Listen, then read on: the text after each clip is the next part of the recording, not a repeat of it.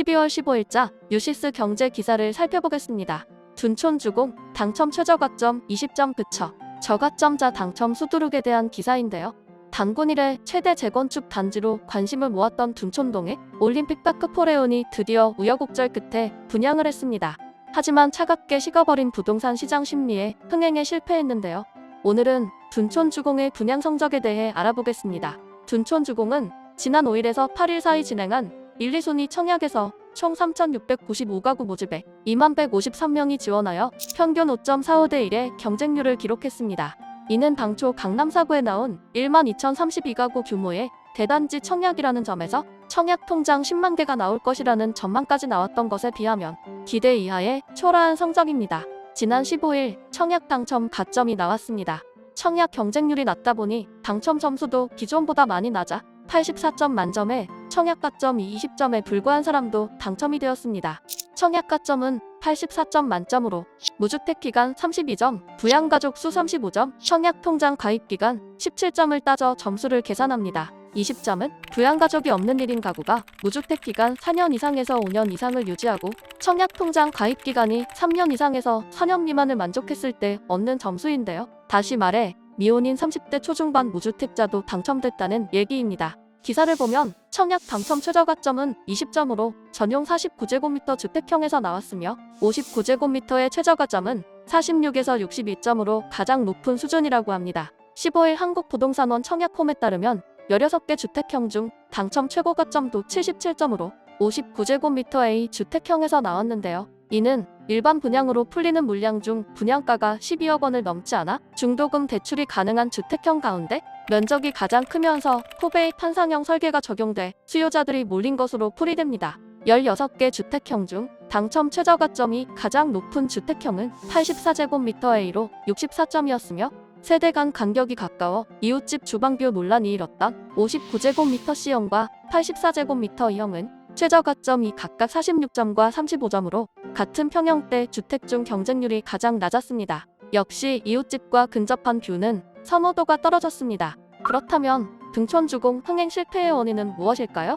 첫 번째, 잇따른 금리 인상과 부동산 가격 하락 전망으로 분양시장이 위축된 것입니다. 특히 주변의 다른 아파트 시세 하락은 둔촌주공의 흥행 성적에 독이 되었습니다. 두 번째는 이러한 부동산 분위기에서 둔촌주공의 분양가가 3.3제곱미터당 3,829만 원으로 다소 높다는 인식의 확산인데요. 59제곱미터의 최종 분양가는 9억에서 10억 원, 84제곱미터는 12억에서 13억 원 선입니다. 세 번째 이유로는 국평인 전용 84제곱미터가 중도금 대출이 불가능하다는 것입니다. 잔금 대출을 제외하더라도 최소 10억 원 이상의 현금이 필요한 셈인 거죠.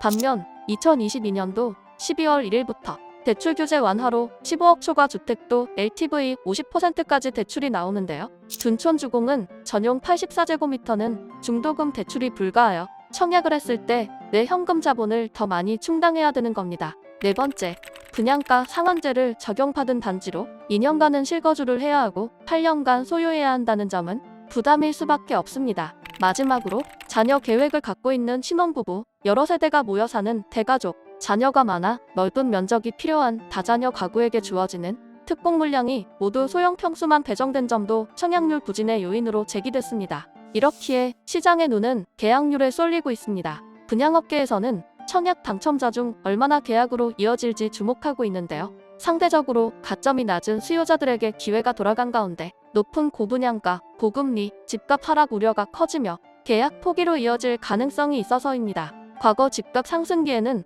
청약에 당첨만 되면 인근 단지의 시세보다 더 낮은 가격에 분양을 받을 수 있어 로또 청약으로 여겨졌는데요. 하지만 최근 집값이 하락하면서 분양을 받아도 큰 시세 차익을 기대할 수 없다고 예상되면서 청약 통장을 버리더라도 계약을 하지 않는 상황이 속출하고 있습니다. 실제로 기사에서 보면 당첨에 되고도 일부 소형 평형 당첨자들이 낮은 경쟁률 및 가점의 계약을 망설이고 있으며 비싼 중도금 이자를 감당하기 어려워 계약을 포기하겠다는 청약자들의 사연이 커뮤니티에 올라오고 있는 것을 볼 수 있습니다. 다만 서울과 같은 투기 거열지구에서 청약을 포기하면 10년간 청약 재당첨이 제한되기 때문에 당첨자들의 고민은 깊어질 듯합니다. 만약 다음 달 진행되는 당첨자 계약에서 미계약 물량이 대거 발생할 경우 무순위 청약인 이른바 줍줍이 나올 수도 있습니다.